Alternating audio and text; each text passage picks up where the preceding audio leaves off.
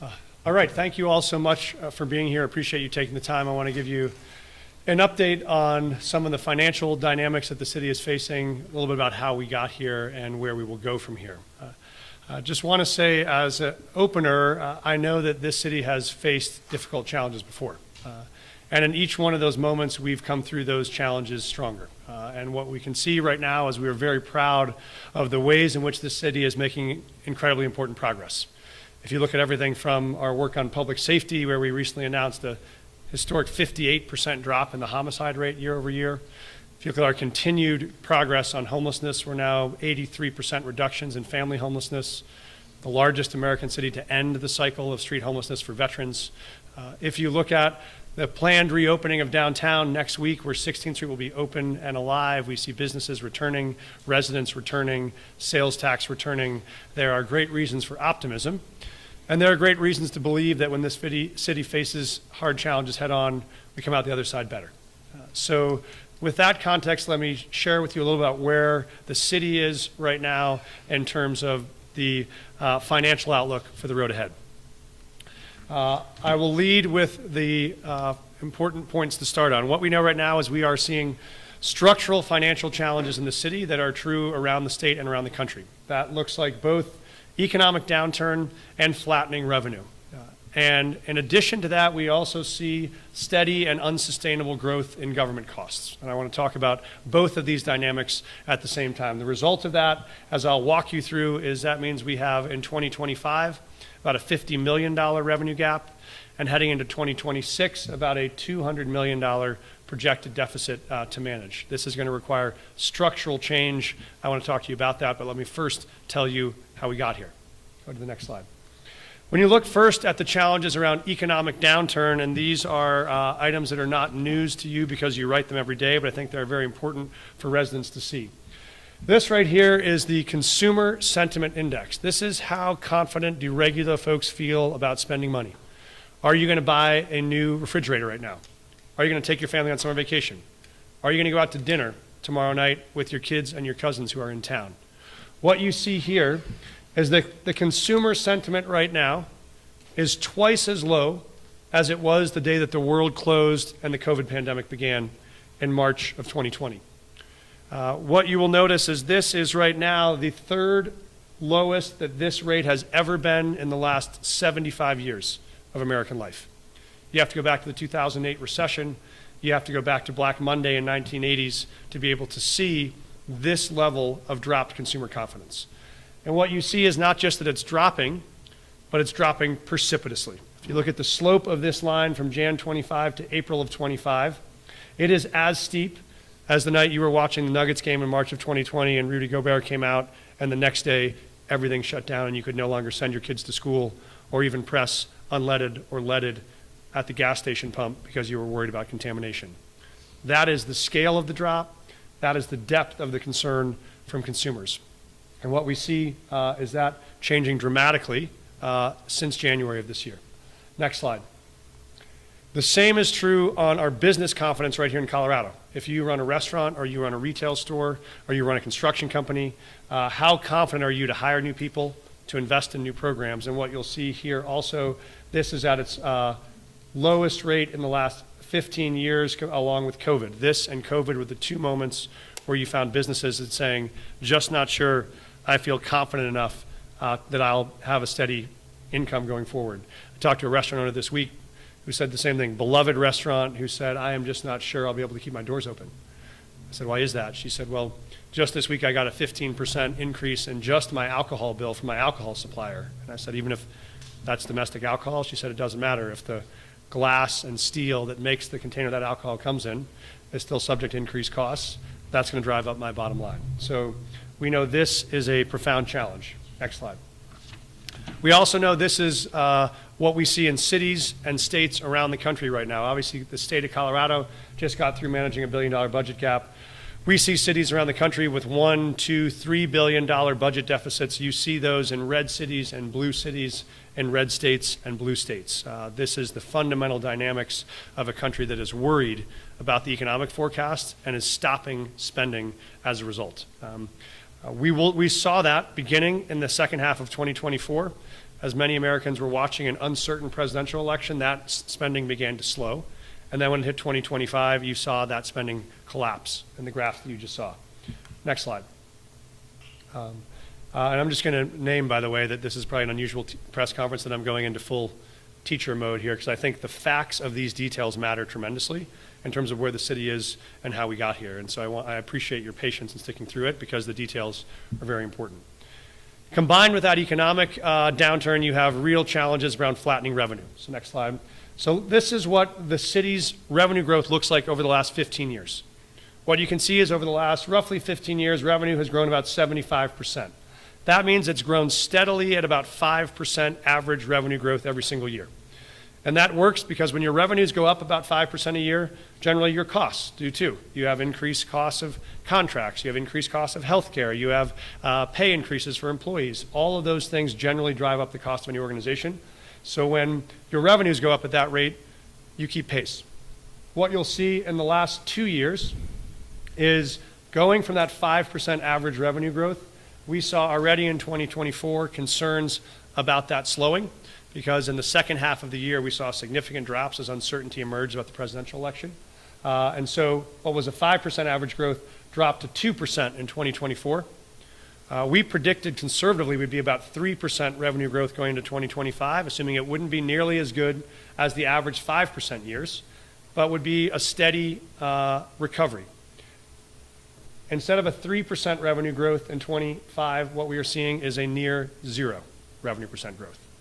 It's 0.3% revenue growth on the year. That means you've gone from 5% revenue growth year over year to near zero. That flattening is what accounted for $50 million of gap this year. The only reason that number is not $100 million of gap this year is because our team already foresaw this and decided to already cautiously cut revenue projections. We did not imagine you would see the worst economic collapse in the last 20 years other than COVID in the first 4 months of this year, but that is what has turned out to be the case. So that is the revenue through 2025. Next slide. Now let's talk about an additional challenge here is the structural growth of government over the same period of time. Next slide. You'll see right here, these are where our dollars go in the city. About 70% of our total expenditures are people. About 25% are contracts and services, and some other internal services as a general part of the pie. Important to know this going forward. If you look at the growth of government over the last 14 years in the city, we have increased our total employee count by about 40%. We went from 10,000 employees to now 15,000 employees over the last 12 years. Next slide. In addition, we saw almost 70% growth in contracts and services over that same period of time. And next slide. That has resulted in total increase in expenditures of 83%. We have nearly doubled the size of the government over the last 12 years. But the challenge, if you remember both slides, is our costs have grown by 83% over the last 12 years. Our revenues have only grown by 75%. That means structurally over the last 12 years, we have grown the costs of government 8% more than we've grown the revenues. That is unsustainable growth of government. It is not possible to support that level of growth and the quality of services required at this pace. You'll see if you look at these last two slides, we were worried about this when we arrived. So instead of the 83% increases, we first started by slowing that growth to 4.5% in our first budget. And then last year, for the first time in more than 15 years, we actually cut government. We actually reduced the number of employees citywide, and we reduced our spending path aggressively so that we're actually negative growth for the first time. Even with that projection of negative growth this year, when you see the collapse of sales tax revenue that we've seen, that means this structural gap continues to grow. That's why if you go to the next slide, what the gap is in 2026 is now that $200 million number, which is a combination of that ongoing growth and then the flattening revenues hitting at the same time. That's a bit about how we got here. Happy to take questions on that at the end. Let's talk about how we get out of here. And so what are the changes we need to make? What are the directions we have to adjust to be able to meet this moment? We have to do two things. As I said, you have flattening revenue, you have increasing costs. You have to do two things. You have to both drive increases in your revenue to recover, and you have to drive reductions in your costs to make those two lines meet. So we will do both of those things. An explicit part of the strategy to solve this crisis is to invest in catalytic projects that increase revenue for the city. Talk about that in a minute. The second is we do have to fundamentally restructure city government to live within its means. That means we'll have some immediate steps for 2025, and we'll have some deeper structural changes for 2026. Here's what this looks like. So for 2025, we are going to invest in the things that increase revenue. That means, yes, we are going to make catalytic investments that will drive increases in revenue that do not rely on general fund dollars. That means when we talk about downtown reinvestment, National Western Center, Women's Soccer League, Vibrant Denver, not a single dollar of that comes from the general fund. It does not displace an employee. It does not cut a program.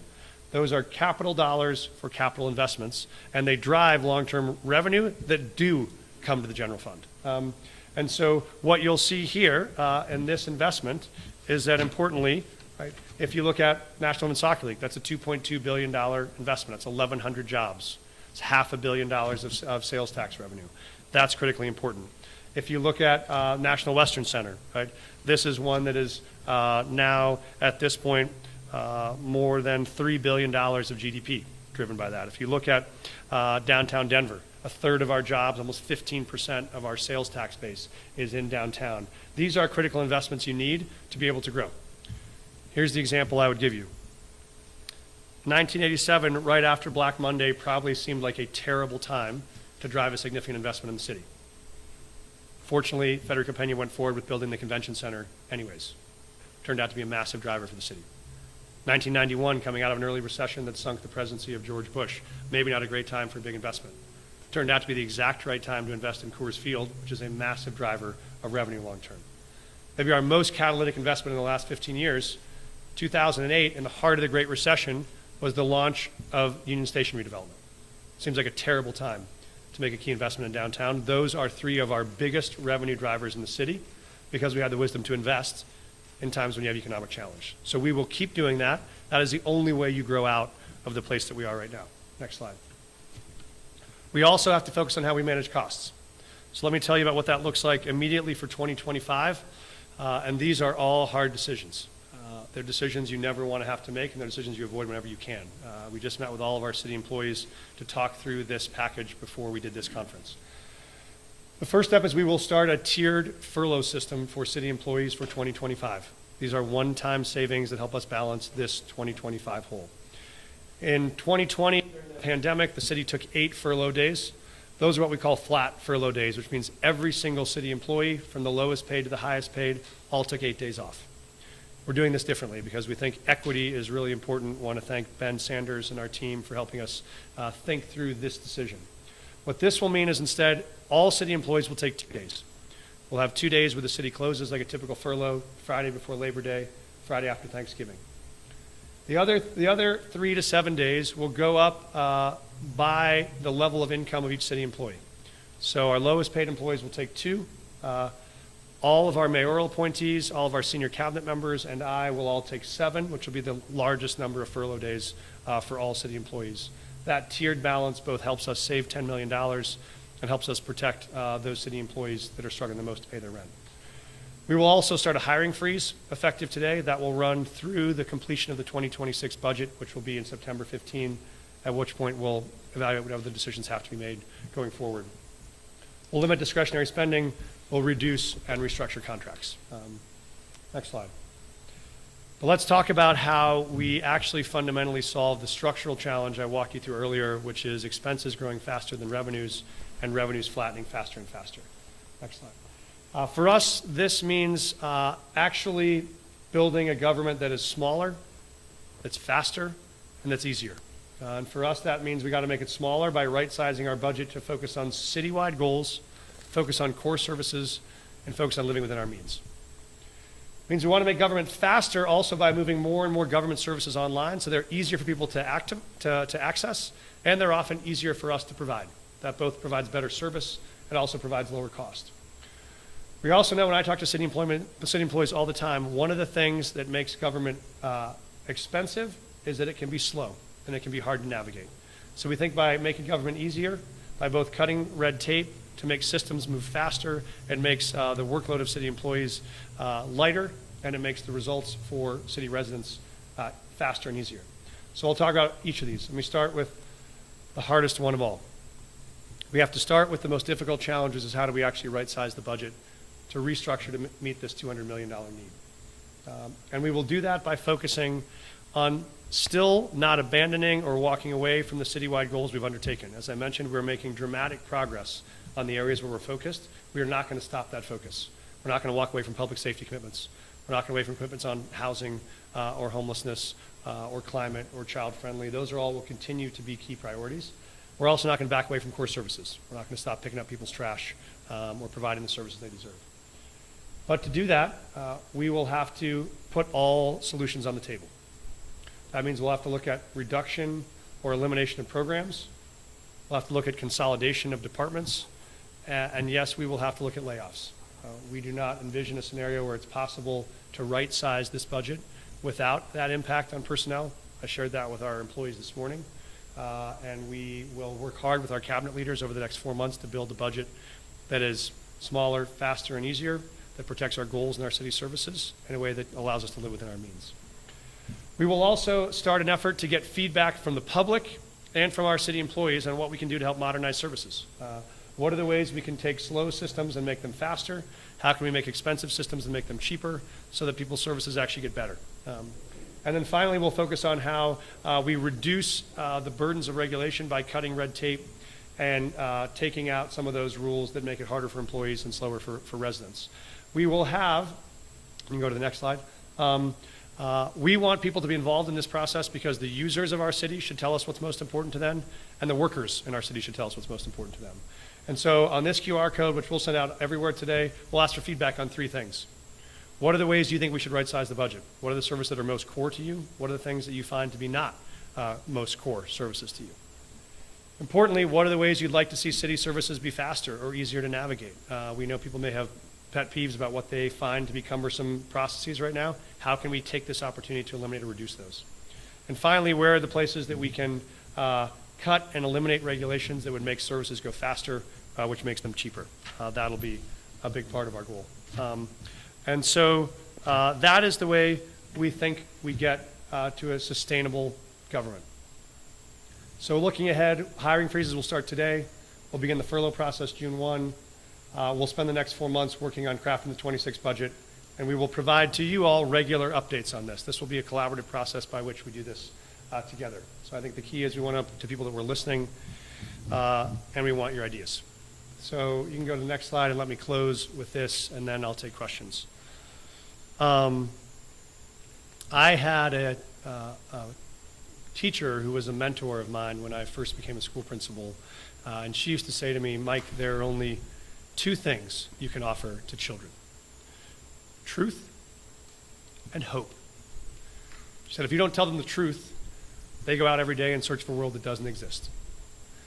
But if you don't give them some sense of hope, they don't have any reason to get out of bed and go looking for any world at all. I think the same is true for our city. So let me tell you what the truth is and what the hope is. The truth is this is hard, and this is going to be hard. And the truth is it's also hard in this city to raise 2 kids and not be able to pay your rent every month. It's hard to watch your retirement that you worked 40 years to build to evaporate by 20 or 30% when the stock market collapses. The truth is it's hard when it costs $100 to take your family to the movies. That is true. And Denverites who face those hard moments every day have to find a way to live within their means, and they deserve a government that does the same. And so we will take on that hard truth. The other truth is, this is what responsible public leadership looks like, is that when you have these hard problems, you face them and you face them directly. And you believe that these problems are things we can solve if we go out solving them together. And when you see that you have less money, you have to balance the budget to make it work. That's what every business in this city does. It's what every family in this city does. It's what this government should do. But there's also hope in this story, which is when you look at what we do in hard times in this city, we get through them together. We have faced hard ones before, and we have made it, whether that was COVID, whether that was a migrant crisis, whether that was challenges around public safety or anything else. We have faced each one of those, and we have come out on the other side stronger. Our city will do that. And I don't mean just me. I don't just mean the executive directors in this room. I mean when you go to your rec center tomorrow, the woman who greets you at the door will be taking a pay cut to do that job. The guy that picks up your trash next week will be taking a pay cut to do that job. The person that gets you a license at the DMV will take a pay cut to do that job.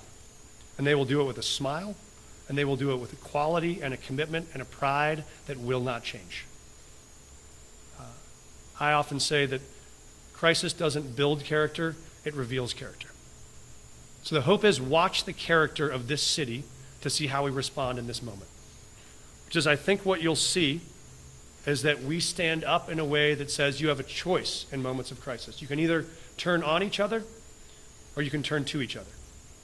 This is a city that in every moment turns to each other, and this one will be no different.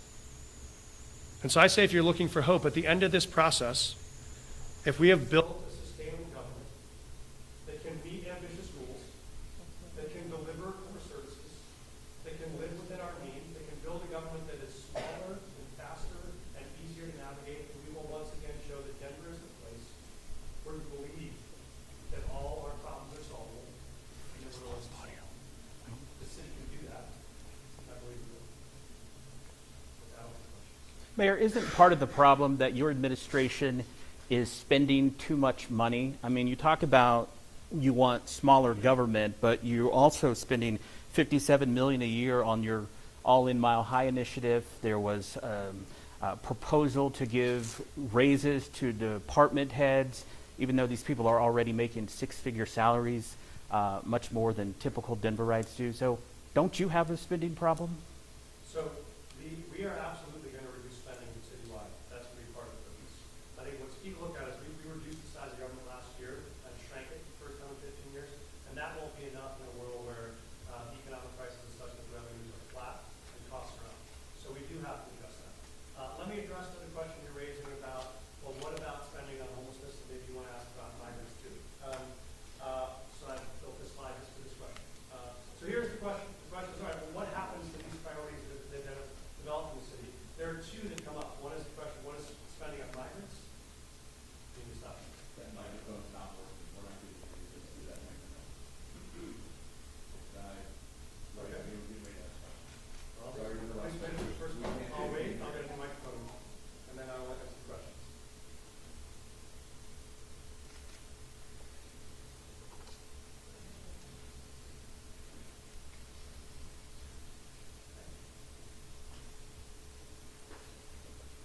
Is it still dead? Is that, that's 1, 2, 3? If I just talk loudly enough, you pick me up from there, or you Or like you can slap mics up there. You roll the microphones up there.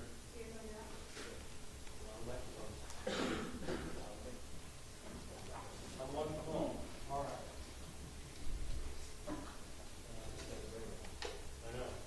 We can put it here, does that work?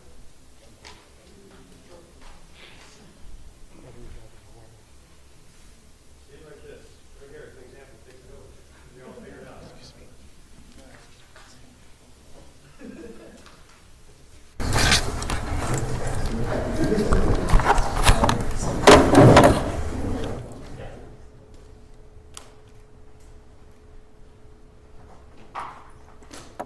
How's that? Everybody mostly live and that works? Great. Thank you. Okay, so the question is, what about growth and spending in some targeted areas in the city over the last 2 years? How does that balance? So two things we get questions about are, what about spending on migrants? What about spending on homelessness? I'll talk about these two separately, but let me just say in a slide, what you'll see here is the yellow bars at the top are spending on migrants over the last 3 years. The blue bars in the bottom are spending on homelessness over the last 3 years around general fund for homelessness. Migrants is general fund plus a couple other funds because that was an unusual situation. But what you'll notice here is across 3 years, these two expenditures together are up less than $3 million net. So you'll see obviously migrant spending coming down significantly, homelessness spending increasing, but still net, both of them, they're about a $2 million difference. But let me say something else. Homelessness is absolutely an investment in the city's economic growth. So when you think about the investments like Union Station or the investments like 16th Street, what will not work is to get businesses to come back downtown or residents to come back downtown if we were in a spot we were 2 years ago, where you have the U.S. Postal Service about to shut down services in downtown Denver because you had 200 tents that ring all 4 blocks of a federal postal service.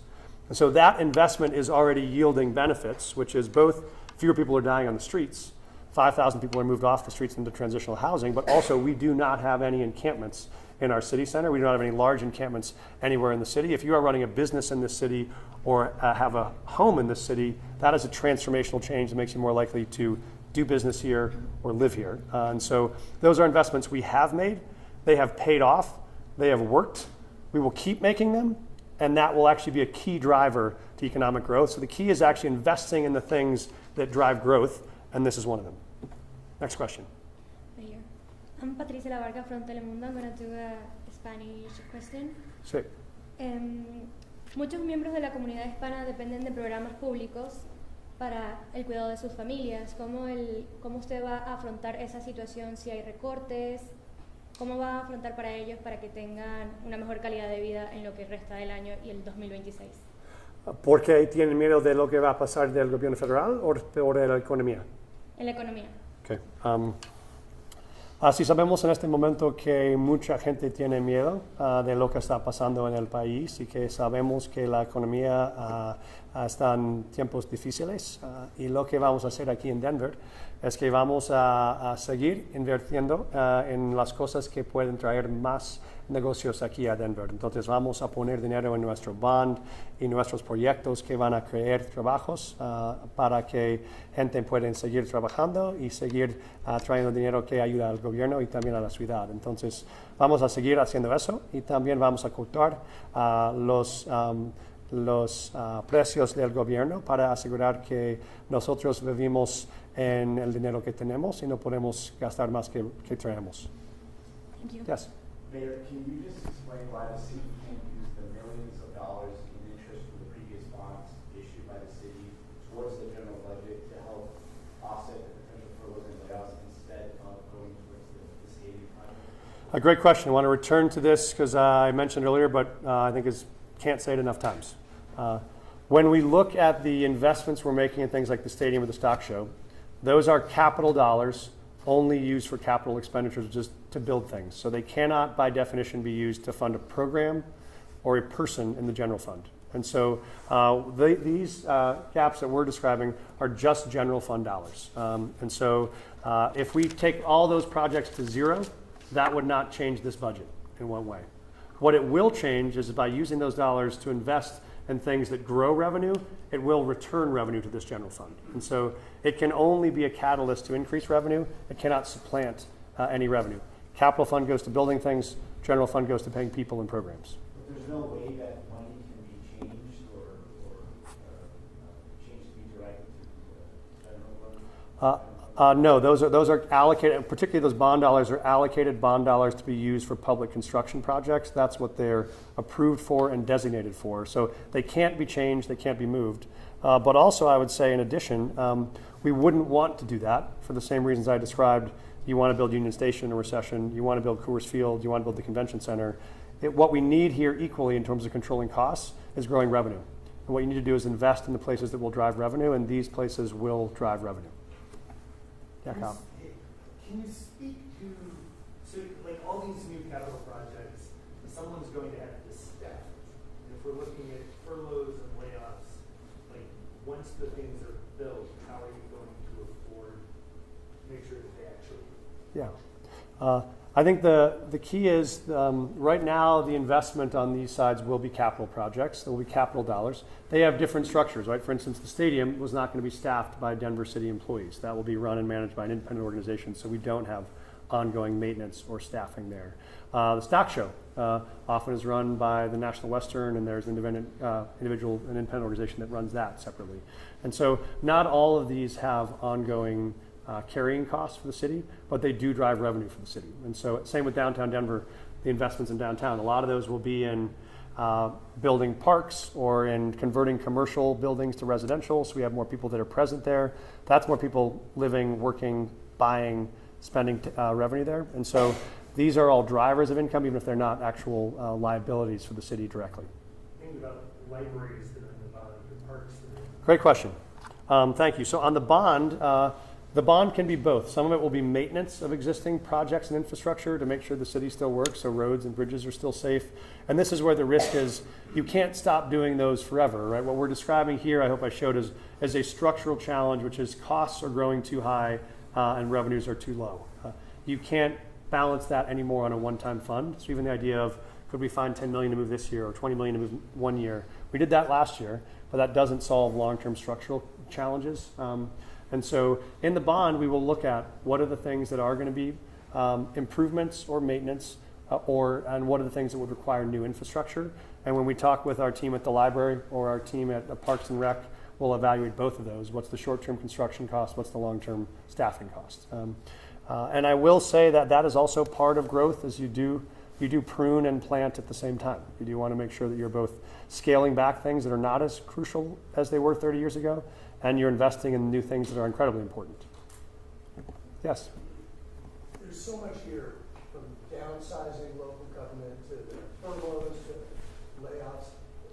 What I want to ask you is, how do you see this affecting citizens of Denver? What are they going to notice? Are they eventually going to find offices closed, services unavailable?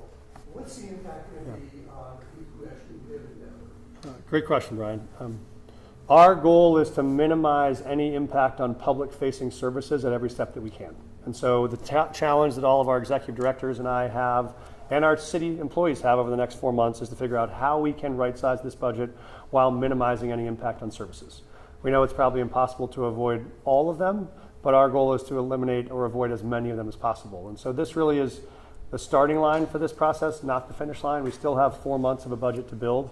I'll be meeting with our executive directors every month. They'll be talking to employees. We'll be gathering feedback. We'll be trying to figure out where are the savings here that least impact public services. Yes? You mentioned that you tried to scale the budget back for 2025. Knowing what you know now about how that still wasn't quite enough, are you wondering if maybe the city should have even more aggressively scaled back in 2025? I think if you go back to these slides on the economic downturn, I think this is why it's so helpful, is if you look at where we were, we built this budget in July, August of 24. And let's actually go down to the next one. Actually, no, go back to that one. This one's right. So, we were here. We were building a budget. There were some vicissitudes, but mostly you were at a steady state. We predicted a drop of this magnitude, which would have been dramatic. We did not predict one of the third worst drops in the last 75 years. I think we did not predict all of the things that happened in the last 4 months: tariff war, global trade crisis, stock market collapses. So that was, I think, why we were conservative. I will tell you, we are going to be incredibly conservative going forward. So if you can go, Megan, to the slide on the 2026 projected budget. What you'll notice here, if you go back one slide, Megan. It's actually okay. Go back to this one. So what you'll notice here is last year we said we're gonna say revenue growth is gonna slow. Instead of a normal 5% year, let's call it a 3% year. And we were wrong. It was like a 0.7% year. So what we are planning for here is 0% growth in 2026. So what you'll see this bar? It's flat, flat, flat. As opposed to look at these years of revenue growth. Look at these years of revenue growth. We are preparing now for what would be the worst financial economic situation, which is zero revenue growth.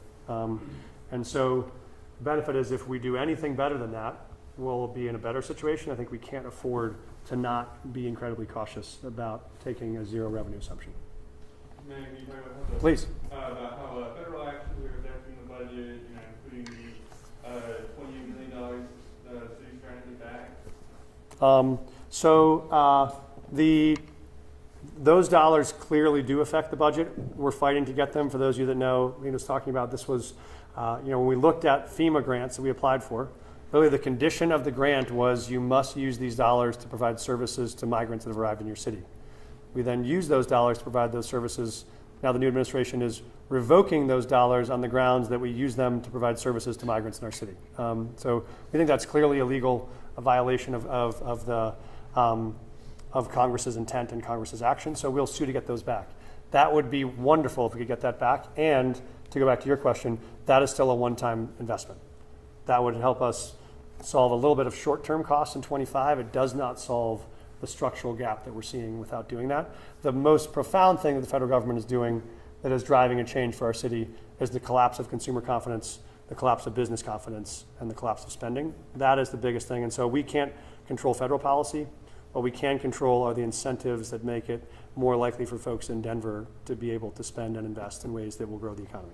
Mayor, why are you confident that these capital projects will drive growth? I mean, like with the soccer stadium, most economists say that, stadiums don't help cities grow economically the way maybe you believe. Yeah, I'd say those economists should probably be unemployed. I think if you look at, ask any restaurant owner who's in McGregor Square if it makes a difference when there's a home Rockies game or not. Ask Brooklands across from Ball Arena if it makes any difference if there's an Avs or a Nuggets game or not. Or ask anyone that offices at Union Station if it matters that there's a fully activated, revived public spaces with restaurants and commercial investment that they come to work in or not. We see some of the dramatically higher rates of occupancy and revenue are disproportionately in lower downtown, not in upper downtown. Why is that? That is singly because of the investment of Union Station and the surrounding areas that have driven that recovery much faster than other parts of the city. So I think it is incredibly clear that these investments drive activation, they drive investment, they drive revenues, and that's the way we grow the city, which is why we're so committed to staying invested in those. Mayor? Yes. Did it take a budget shortfall for you to crystallize that the government should be faster, easier, and smaller? Because the smaller case, some people might be like, well, it might have been a good thing in July 2023 to think smaller. Yeah. So I think it's both. As you know, we've been working a lot on faster. When you look at our Denver permitting office, that was an entire investment in the single most problematic place in the city where things were too slow, and we knew it was slowing down business and literally driving up rents for residents because it took too long to build those things. We've been working some, so that was already in place on faster. We've been working some on easier. We had our Den AI Summit, which is a convening that Suma and our team has led to bring technology developers to say, how can we make city services easier to navigate and faster? So we were doing those in pieces already. I think what this catalyzed is to fix any one of these, you have to fix all of them, right? To be able to make government smaller, you're gonna have to make it faster, you're gonna have to make it a little bit easier to activate. We'll try to do those together. And we know there were good reasons to invest in a lot of the growth we've seen over the last 10 or 12 years. When you have 5, 7, 8% growth every year, it's easy to think that you keep growing. But I think what we found is if you look at a lot of these years, there were 17, 18, 19 already, those years were running deficits. But the result was you had big fund balances that had built up from the boom years to help you could live out of fund balance. That's not there anymore. And so you have to really tighten the budget to make sure you're just spending what you're bringing in. So I think it has crystallized this for us, and I think that's what all of our executive directors are doing, is looking at how can I really focus on hitting the big goals I have, providing the core services I have, but doing it in a different way than I might have done it before. We think that's what families and businesses do, and we think we can do that too. Yes? To your point of that investment, you have sort of a coincidental silver lining in the street formerly known as the mall opening, right, as this is happening. I'm curious in the sense that if you were to do no capital improvements, as you say, as you're planning to do, would the projected tax revenue from the mall, 16th Street, fill in some of this hole in a way that's significant? I mean, we're very optimistic about 16th Street and its catalyst to revive investment in downtown. That was a big investment we made, a capital investment of almost $250 million over the last 3 or 4 years. But we know that just opening it is not going to be enough. You do need to be able to have more people downtown, which means some of those vacant commercial buildings we want to turn into residential buildings. That means we do need to attract and keep vendors there who will be able to drive revenue. And we don't want to take any chances. What we can't afford to do is sit back and watch declining revenues continue. And so that will be one of our most important catalysts.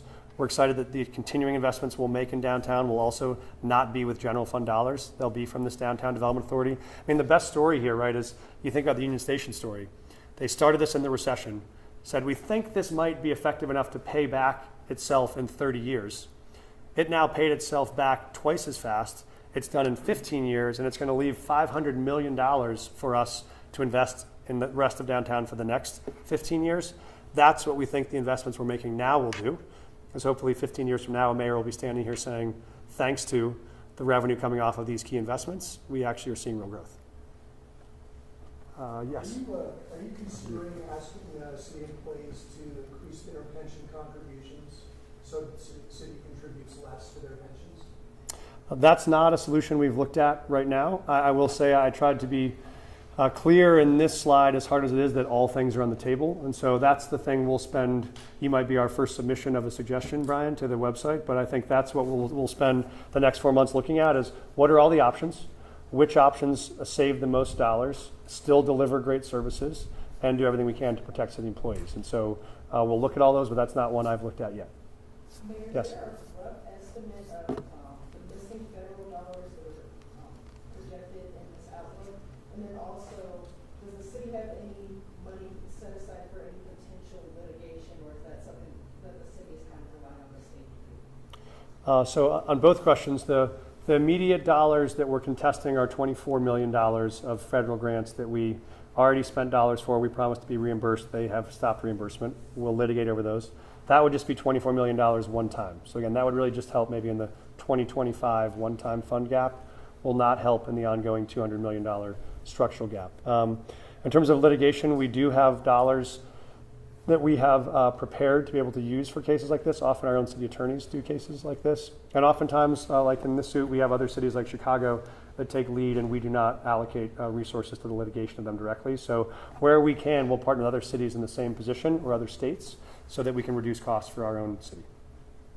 Yes? Mayor, I know the city has a capacity contingency fund and a rainy day fund. How are you going to apply it? Well, I'm smiling because I had another 17 slides I wanted to run you through on the fund balance, but my team thought this was maybe 40 slides was enough. I'll just say, as a short summary, fund balance is also a concern for us. So what happened, what you saw is over the last 10 years, when expenditures have been growing faster than revenues, the way the city has managed that is by dipping into fund balance. So it's sort of like we all have a checking account and a savings account, and you try not to touch the savings account. We've been living out of the savings account. Well, when you're seeing that every month you have a structural gap and you got to rely on savings, it just means your earnings don't meet your costs. And so that if you remember last year, that was one of the ways in which we balanced, was to bring some money from fund balance. And that's why for the first time in a long time, we dropped below 15% on our fund balance, which is recommended. If we were to keep dropping fund balance, it would drop below 10%. The city has never in its history dropped below 10% fund balance. We think that would be very risky. And so part of the reason why we have to make these structural fixes is otherwise you're going to just keep dipping into the savings account every year, and that we think that's unsustainable. You mentioned the second one. Thank you for the detailed question. For those of you writing the details, contingency is different. Contingency is every year we keep a contingency for just that 1 year's crisis. That's about $34 million, and we spend it each year, and then it disappears each year. Fund balance is the overall savings account. The other way we're going to try to fill as much of this $50 million hole in 2025 is by protecting that contingency. So that means we're trying to not have departments come in with supplementals or additional costs in 2025. Often there are unforeseen things we use that for. The more of that we can protect, the better chance we get to fill that 50. Your time for 2 more questions. Back to the one at Soccer Stadium, I know you've outlined dollars and where it's Yes. coming from, and you've mentioned it as a catalyst. There are some people, though, that may be thinking, and maybe even some council members too, would say, that's great that it's going to be a capital investment, but the stadium may not open until, it's probably won't open until 2028, and you need revenue now. How do you square with revenue now to get to the revenue that you hope to get later?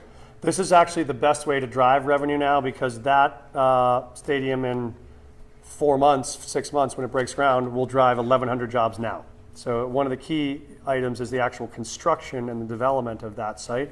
Is itself a job creator? Is itself a revenue creator? Is itself a sales tax and an income tax driver? So it's not just a long-term investment, it is very much a short-term investment. Of course it gets better when it's open, but for each of these, the investments now are important. 16th Street was a big investment while it was under construction in the construction industry.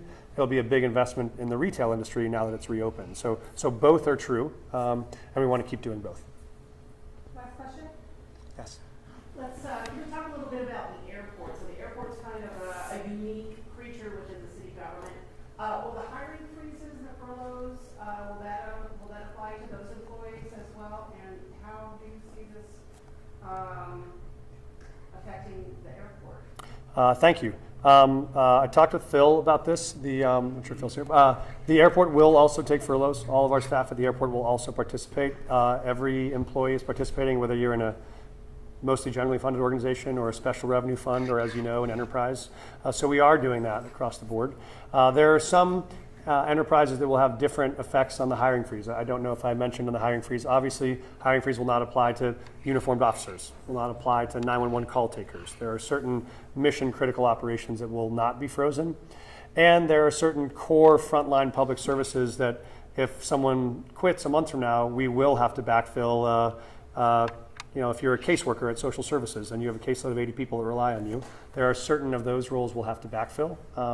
And so there are obviously certain 24-hour-a-day operations at the airport that have to be continued, but they will participate in the furloughs. Yes.